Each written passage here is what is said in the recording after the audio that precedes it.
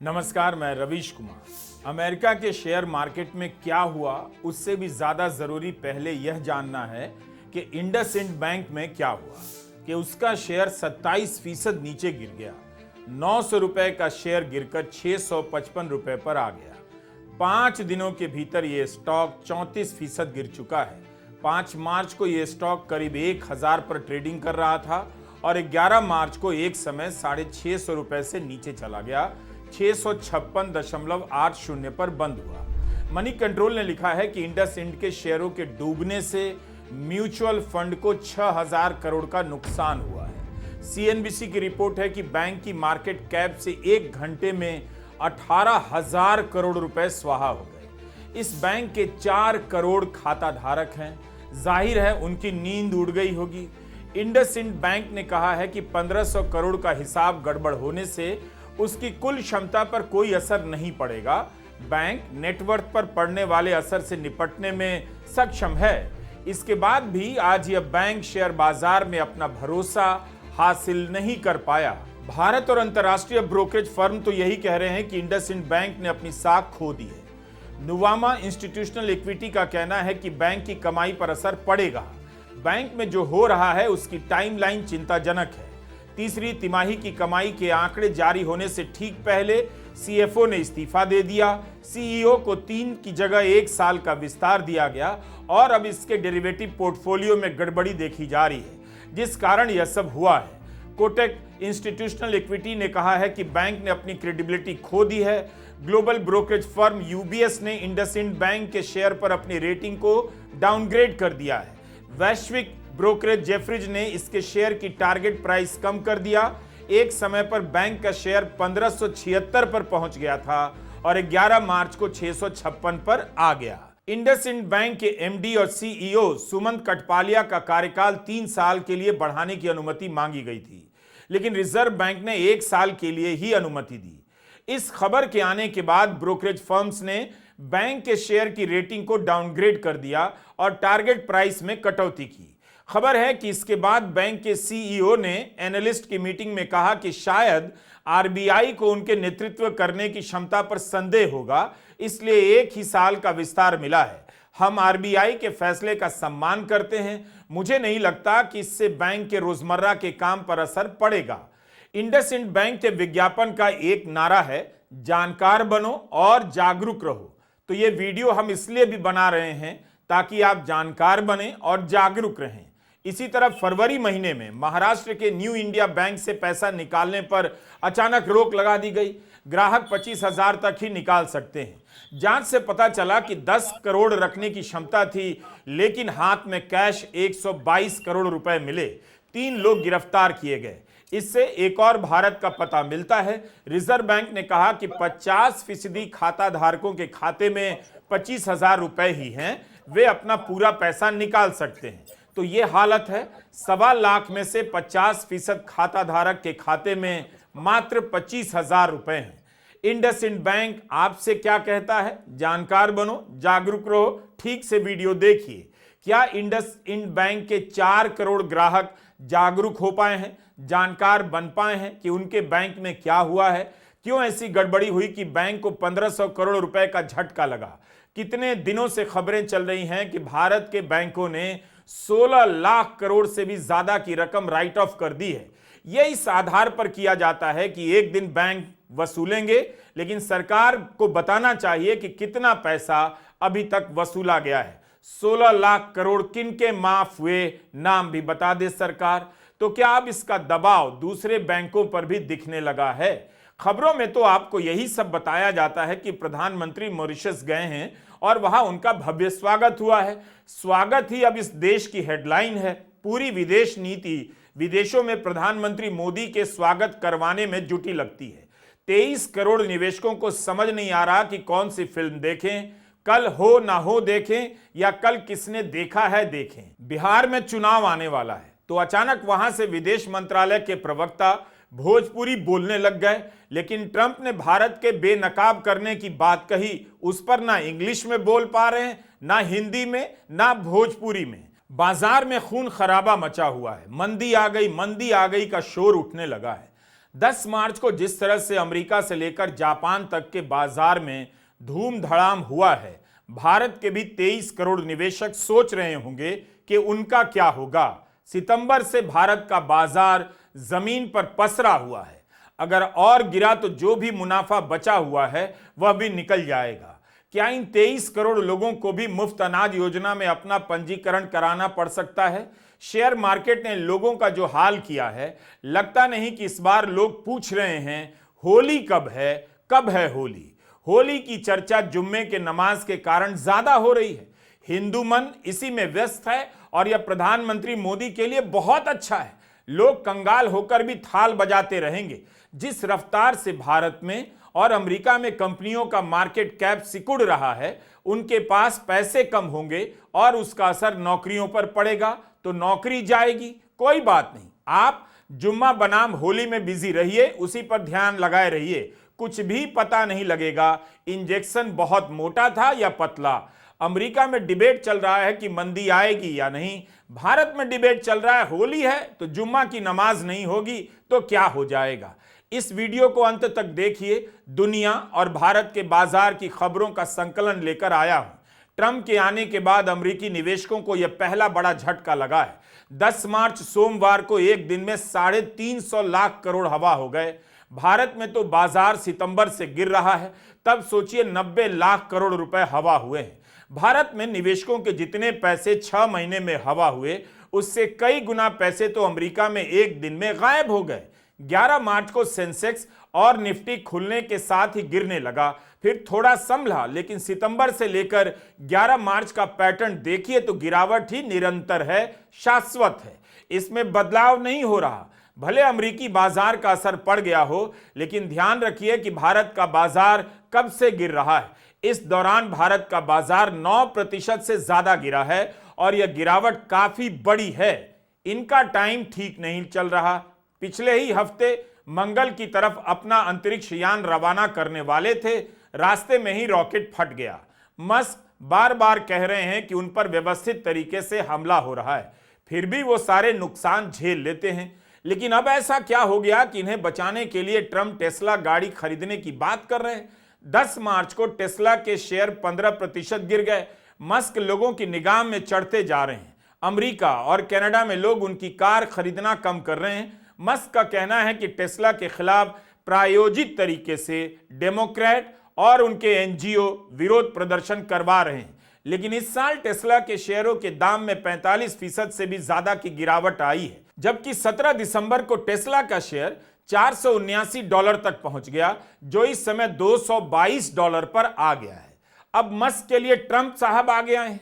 Trump ने अपने social media पर मस्क के बचाव में एक पोस्ट जारी किया है। यही हो रहा है, मस्क ट्रंप का बचाव कर रहे हैं, ट्रंप मस्क का बचाव कर रहे हैं। जनता उसका कोई बचाव नहीं कर रहा।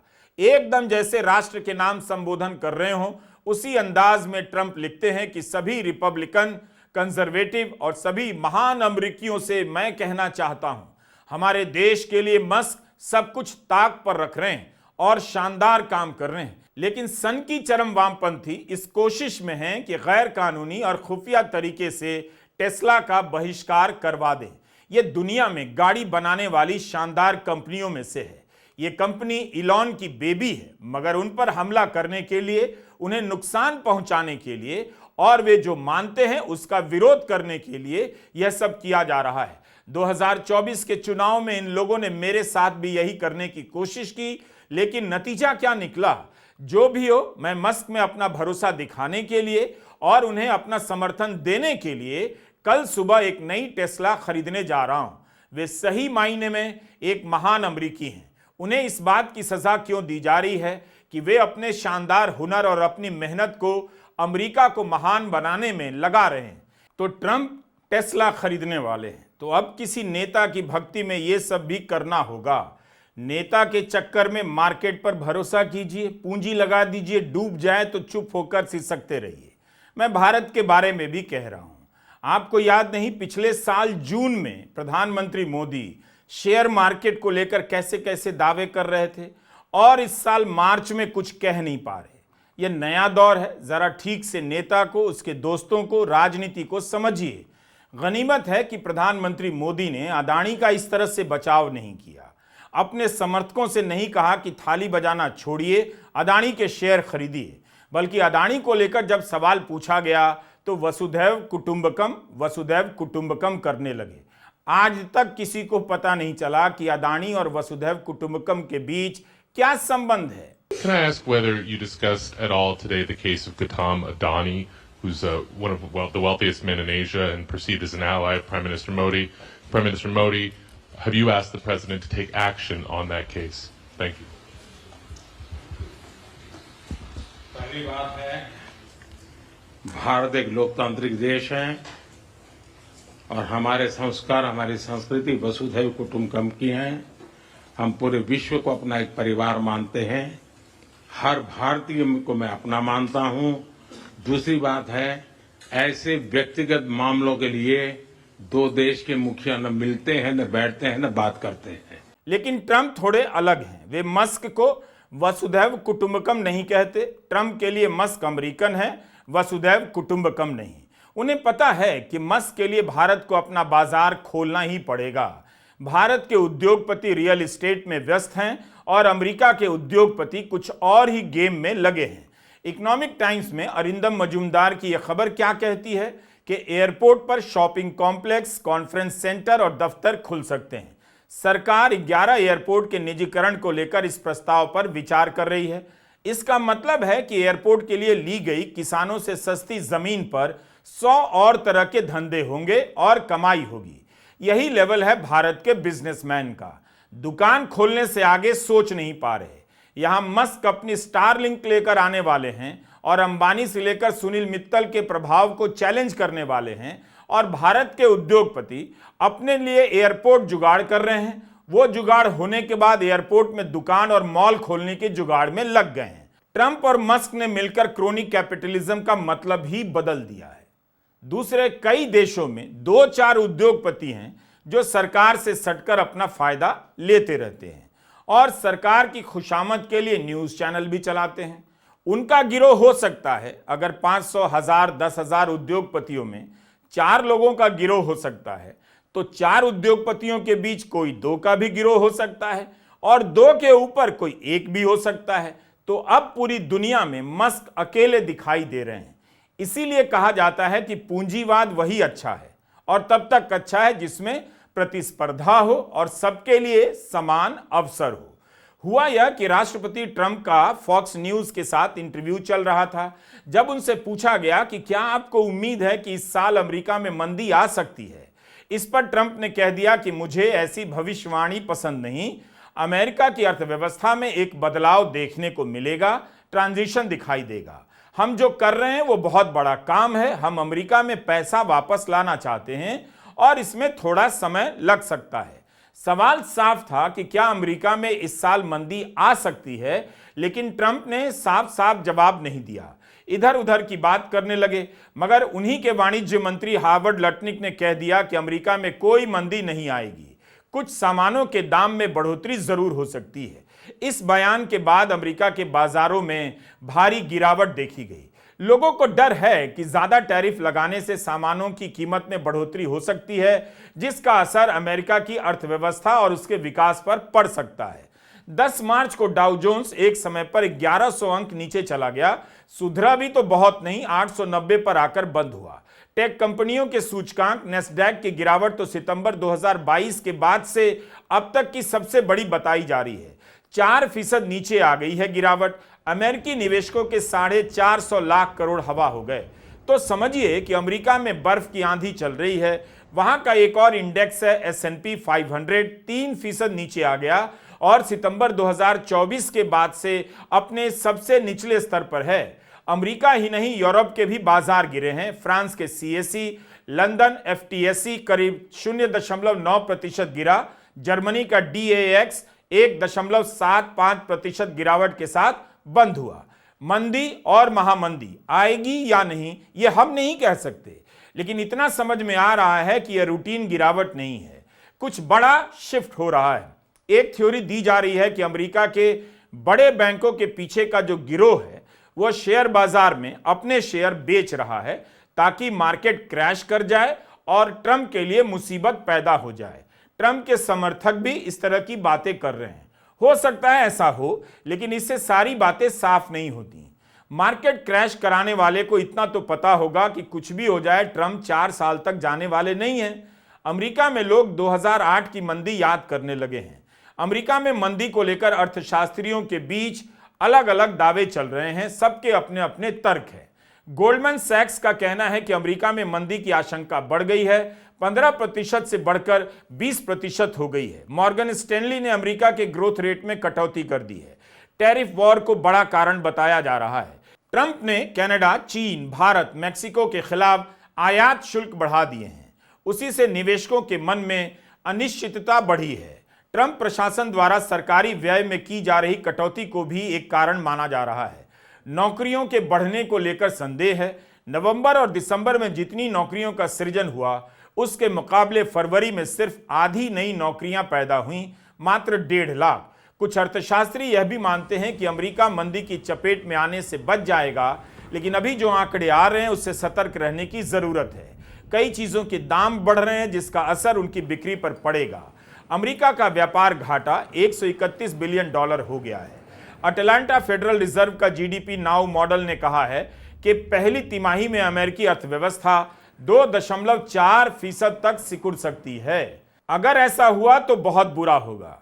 फाइनेंशियल टाइम्स में एक अमेरिकी बाजार के बदलते संदर्भ पर अपने लेख में रॉबर्ट आर्मस्ट्रॉन्ग और एडन राइटर लिखते हैं कि इस साल स्टॉक मार्केट की लीडरशिप बहुत बदल गई है। अंतर्राष्ट्रीय इक्विटी ने अमेरिकी इक्विटी को पछाड़ दिया है। लोग स्थिर स्टॉक में अधिक निवेश कर रहे हैं। S&P 500 के औसत स्टॉक मैग्निफिसेंट 7 को पीछे छोड़ रहे हैं।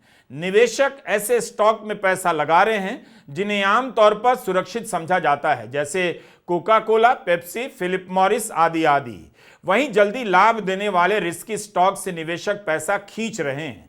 इससे पता लगता है कि अमेरिकी बाजार बैकफुट पर है और आर्थिक कमजोरी हवा में फैलती जा रही है।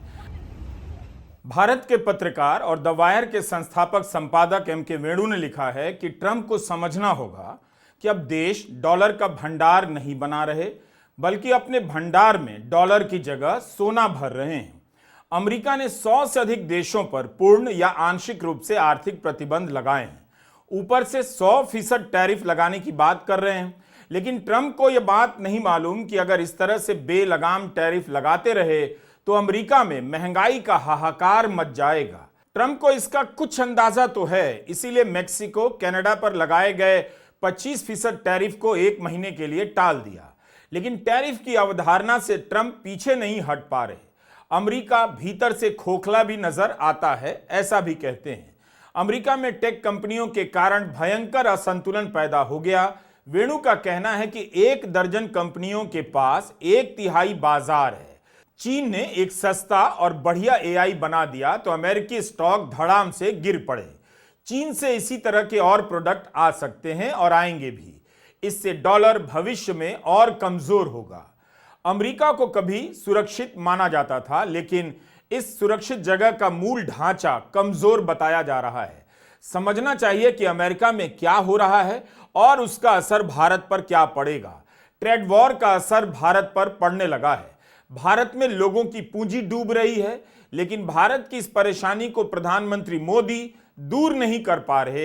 एक ही आदमी इस परेशानी को दूर कर सकता है और वो है वन एंड ओनली औरंगजेब।